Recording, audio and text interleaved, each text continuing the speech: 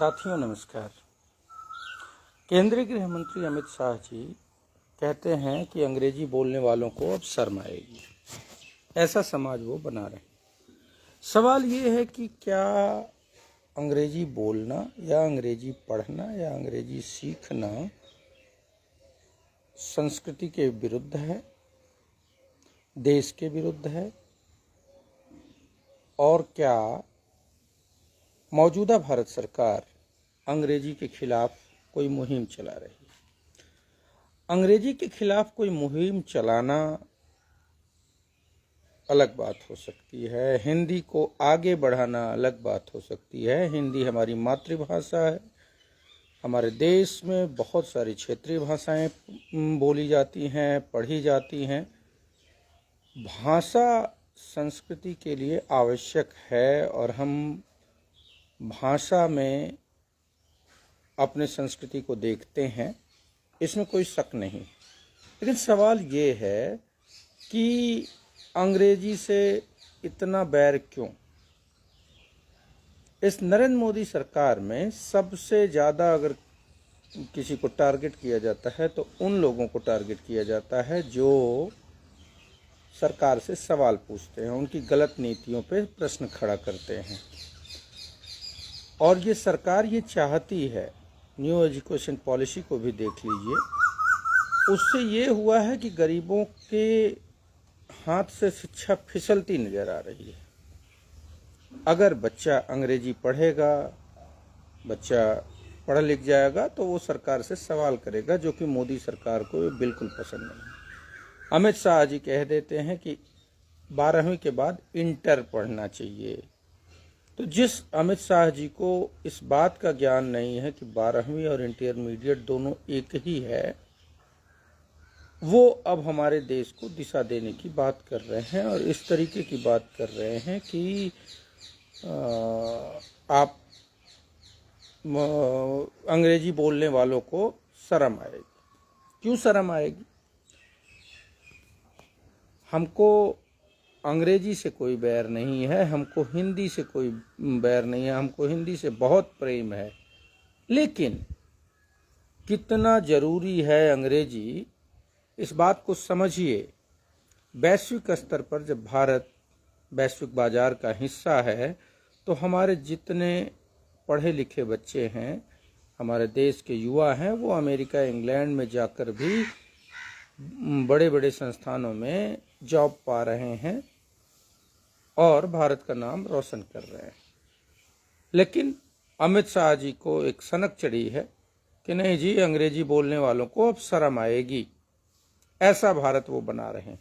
बिल्कुल, क्योंकि new education policy में गरीबों के बच्चों से किस तरीके से शिक्षा दूर हो जाए, इसी बात की व्यवस्था की गई है।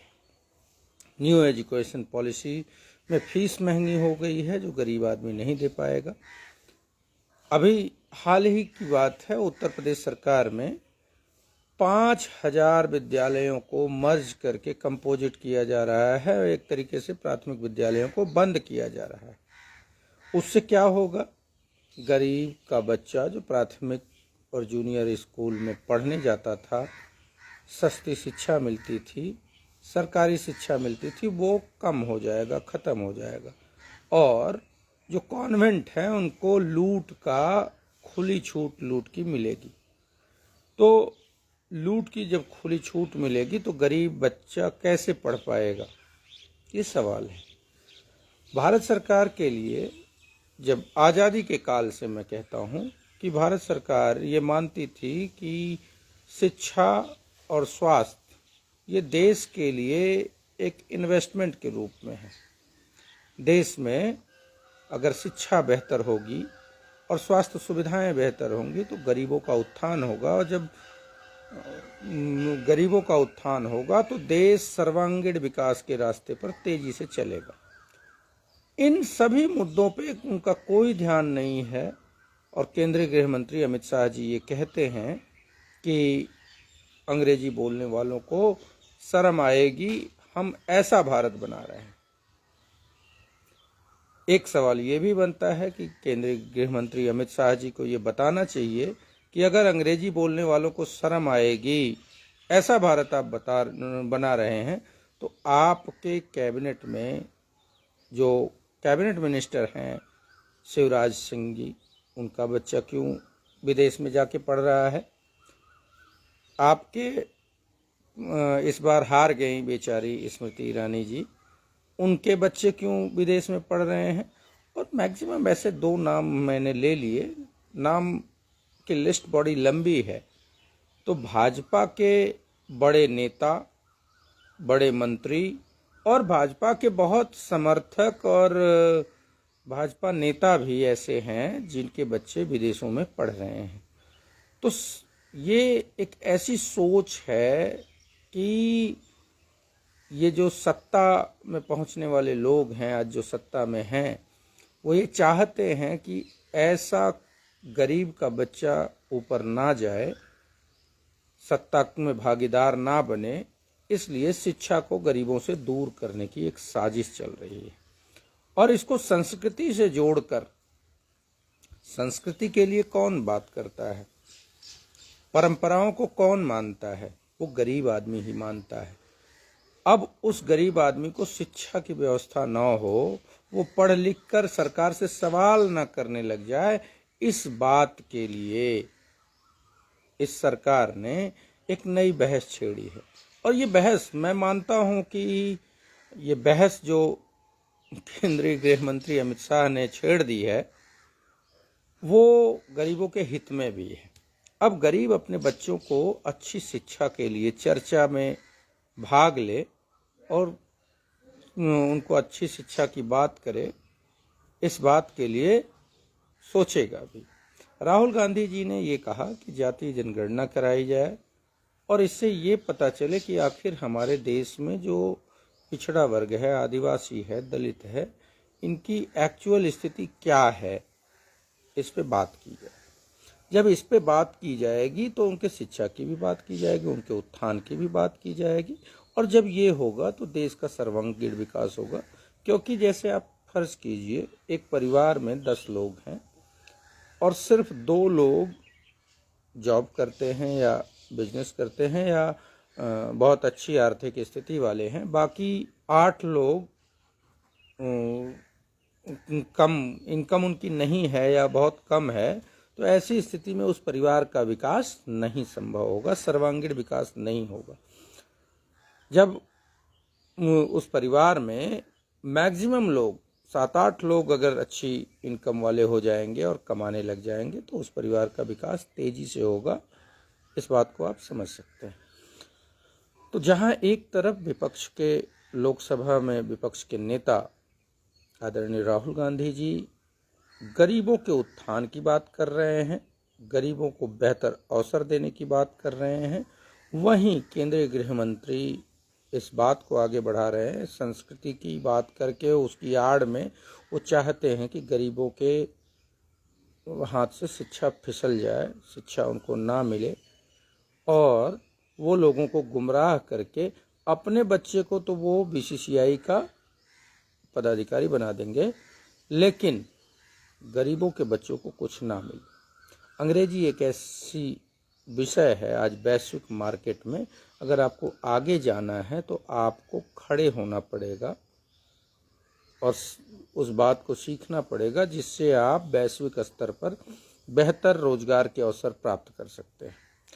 अब देखिए, ये सरकार जो देश में सरकारी पद खाली हैं उसको भरने की बजाय उनको ख़त्म कर रही है।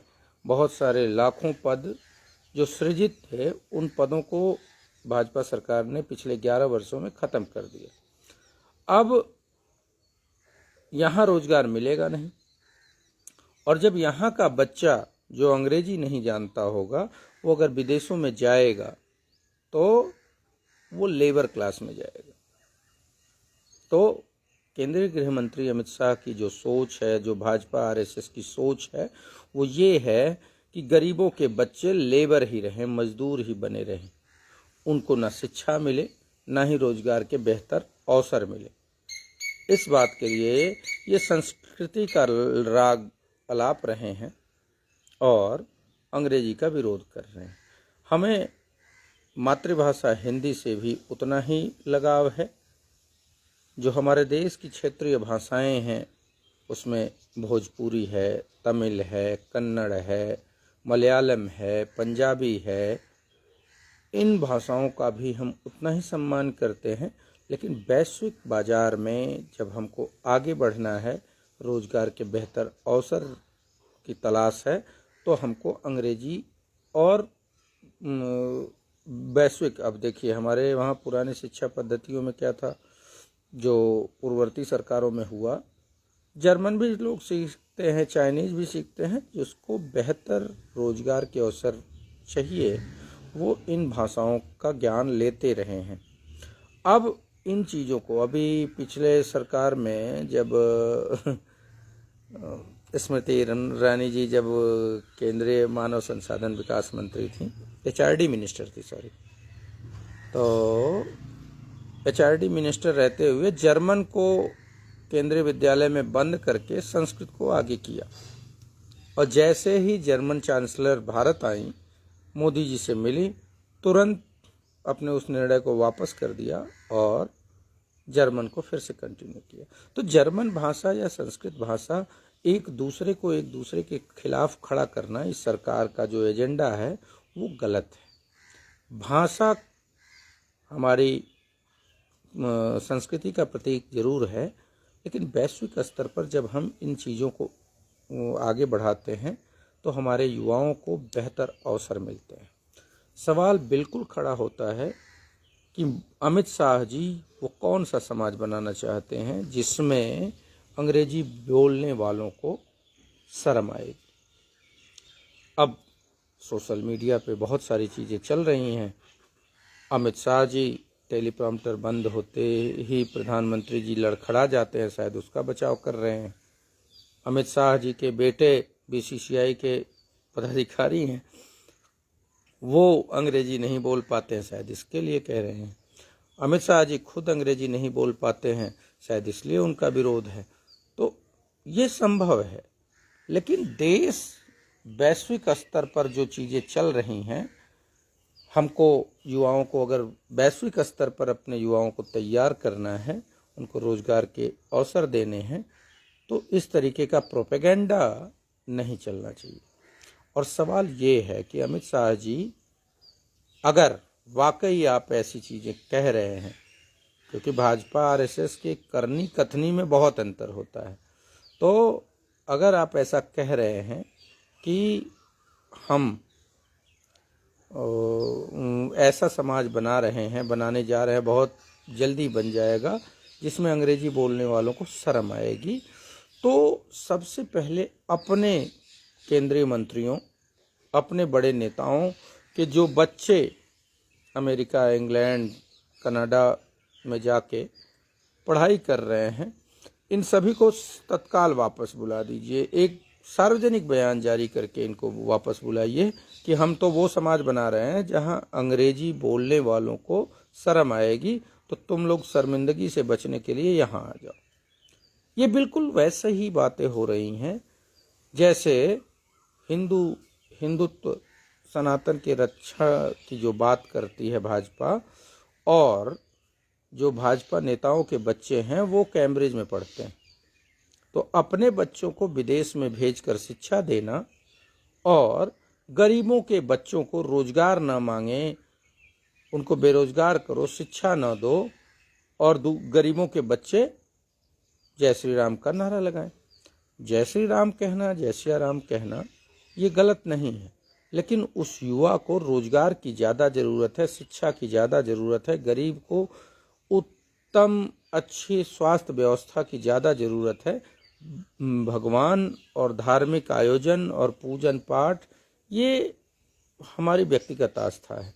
सरकार का काम धार्मिक प्रचार नहीं, सरकार का काम गरीबों के लिए शिक्षा, स्वास्थ्य, रोजगार इसकी व्यवस्था करनी है।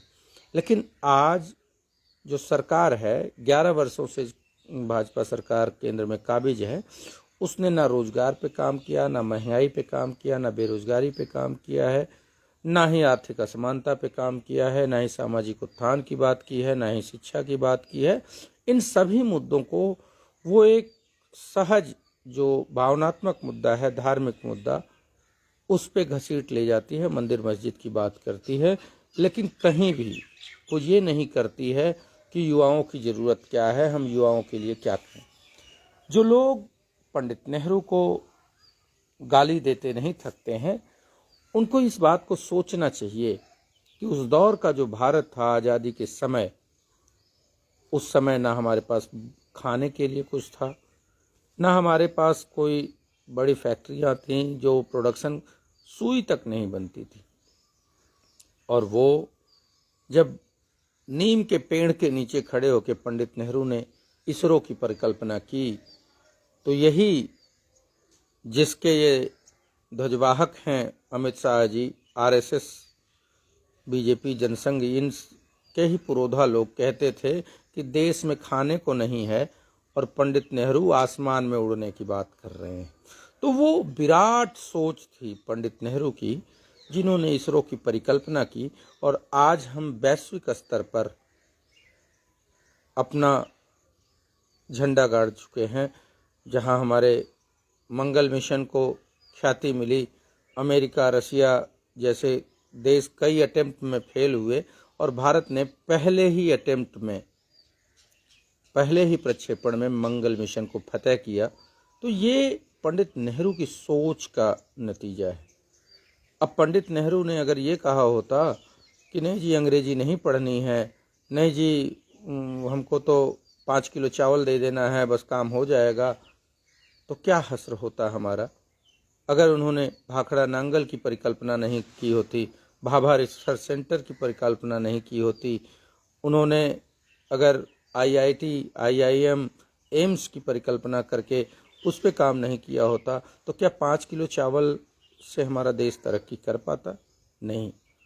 आपको सोचना होगा कि जब दुर्दिन में देश था, आज़ादी के बाद देश के पास संसाधनों की कमी थी, तब पंडित नेहरू ने, अब ये स्थिति थी कि नहीं भूखमरी थी, लोगों के पास सच में खाने को नहीं था, लेकिन पंडित नेहरू ने जहां एक तरफ लोगों को खाने की व्यवस्था करने की भी बात सोची, कृषि को बढ़ावा देने की बात की, पंचवर्षीय योजनाएं लागू की, वहीं आईआईटी, एम्स, नवरत्न कंपनियां और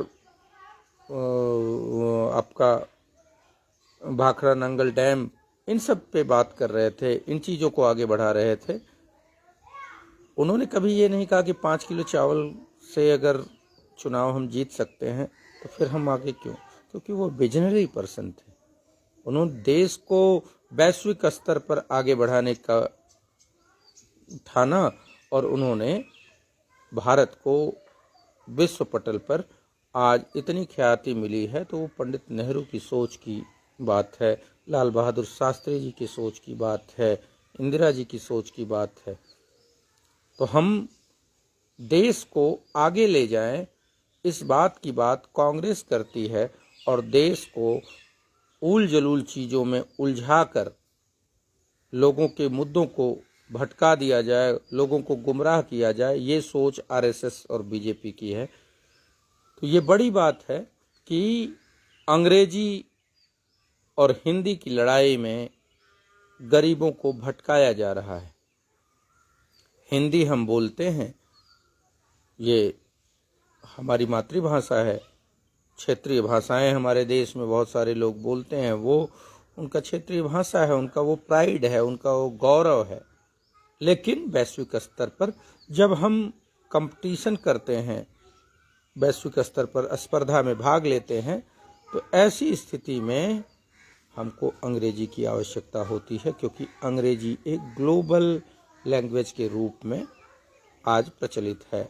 जब भी हम विदेशों में जाएंगे अच्छी जॉब, अच्छे रोजगार के तलाश में, तो हमको अंग्रेजी आवश्यक लगती है। तब हम सोचते हैं कि अगर अंग्रेजी हमारी बेहतर होती तो हम बेहतर जॉब अपॉर्चुनिटी हमारे पास होती।